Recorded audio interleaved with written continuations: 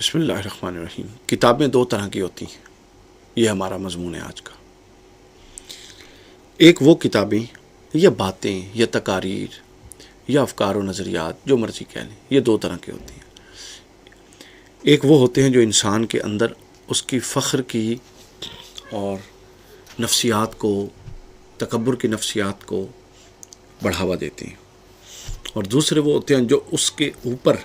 یوں لائٹ جس طرح کتاب پہ ڈلتی ہے، لائٹ ڈال کے اس کے سامنے اس کی خامیاں رکھ دیتی ہیں، اس کے سامنے اس کا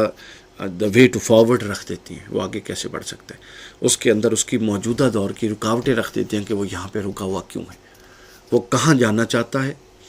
کہاں تک جا سکتا ہے، رکاوٹیں کیا ہیں، اور اس وقت وہ کہاں پہ کھڑا ہے۔ یہ دو قسم کی کتابیں ہوتی ہیں۔ ہم جتنی بھی کتابیں پڑھتے ہیں، وہ دینی ہو یا غیر دینی ہو یا سائنسز کی ہوں، دو ہی چیزوں پر مبنی ہیں۔ یا وہ آپ کو انسان کی ترقی کا حال بتاتی ہیں، اس نے یہ کیا یہ کیا یہ کیا، اس سے فخر و مباحات کی نفسیات جنم لیتی ہیں، اور دوسرا جو ایریا ہے تصوف اور یہ اور باقی احوال، حسن احوال، وہ آپ کھولیں گے تو وہ آپ کو بتائیں گے کہ بھائی آپ تو یہ ہو، آپ کے نفس کی تو یہ کیفیت ہے، اور آپ کو تو یہ تعلیمات دی گئی، آپ کو تو ضبط کرنے کا کہا گیا خواہشات پر، آپ کو تو زبان پر ضبط کرنے کا کہا گیا۔ تو وہ یہ جو ہی وہ کتاب ایک لفظ ذہن میں آتا ہے اور بندہ پڑھتا ہے، سمجھ آ جاتی ہے، یعنی کتاب کا وہ کنٹینٹ اس کے نفس کی کیفیت مد مقابل ہو جاتی ہے، اور پہلی صورت میں وہ کنٹینٹ اس نفس کی کیفیت کو اور بڑھاپا دیتا ہے کہ تو بہت اچھا کر رہا ہے۔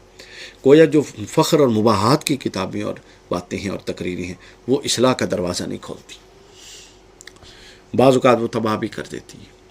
لیکن جو دوسرا حصہ ہے وہ اصلاح کا دروازہ کھولتا ہے۔ تو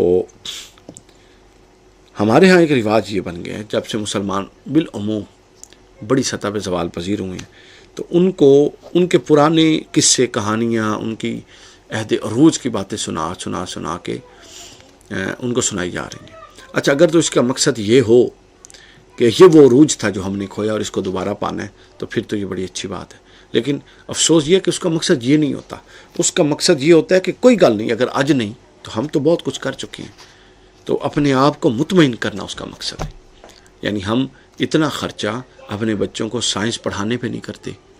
جتنا خرچہ مسلمانوں کے سائنس پر احسانات پڑھانے پہ کر رہے ہیں۔ وہ پرانے احسانات کر گئے ہیں، ہم اب کیا کر رہے ہیں یہ دیکھنے کی ضرورت ہے۔ موجودہ زمانے میں لکھی جانے والی کتابوں کو جب ایک مسلمان پڑھتا ہے تو کوئی کتاب اس کے ذہن میں سیاسی قصیدہ بن جاتی ہے، کوئی کتاب اس کے ذہن میں فضائلی قصیدہ بن جاتی ہے۔ اس قسم کی باتیں انسان کے اندر فخر کی نفسیات کو پیدا کر دیتی ہیں، اور بعض اوقات ان کے زیر اثر وہ بعض ایسے عمل بھی کرنے لگ جاتا ہے جس کی کوئی گہری بنیاد نہیں ہوتی، بے بنیاد بات کو بھی وہ اس نفسیات کے تحت کرنے لگ جاتا ہے۔ تو ایسے قصائد اس کے دل کو نہیں تڑپاتے، وہ اس کی طرز فکر کو نہیں بدلتے، وہ اس کی زندگی میں انقلاب پیدا نہیں کرتے۔ خاص طور پر اس تناظر میں آپ تصوف کی کتب کا حال دیکھیے، جو انسان کو اس کی موجودہ پوزیشن کی سے آگاہ کرتی ہیں اور انسان کو آگے کا راستہ بتاتی ہیں۔ کہنے کا مقصد یہ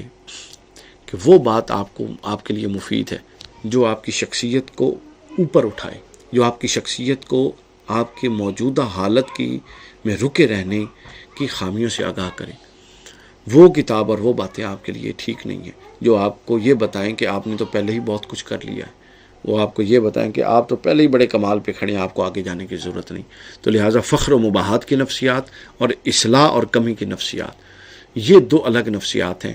جو اس وقت معاشرے میں پروان چڑھ رہی ہیں، اور پہلی کو روکنے کی ضرورت ہے اور دوسری پر فوکس کرنے کی ضرورت ہے۔